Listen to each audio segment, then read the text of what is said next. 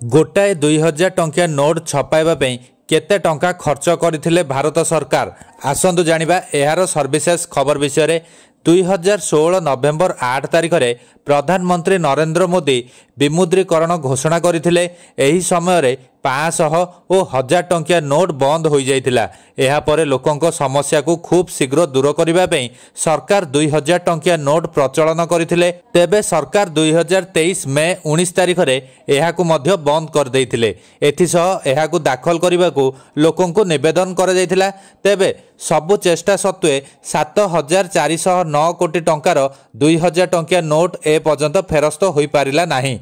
एबे सरकार सूचना देइछन्ति जे 2000 टंकिया नोट छापिबा पई तांको 3.54 टंका खर्च करबा को पड़थिला।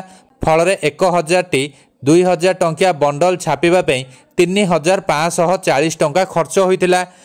अर्थमंत्री निर्मला सीतारमण संसद रे कहिसंति जे जुलाई 2016 रु जून 2018 मध्य समस्त नुआ नोट रो छपा खर्च 12,877 कोटी टंका थिला।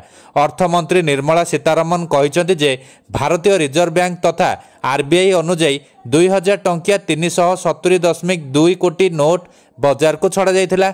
एहार मूल्य 7.40 लाख कोटी टंका थिला। सरकार 2000 टंकिया नोट सह 500, 200, 100, 20 और 10 टंकिया नुआ रिलीज नोट मध्य जारी करथिले।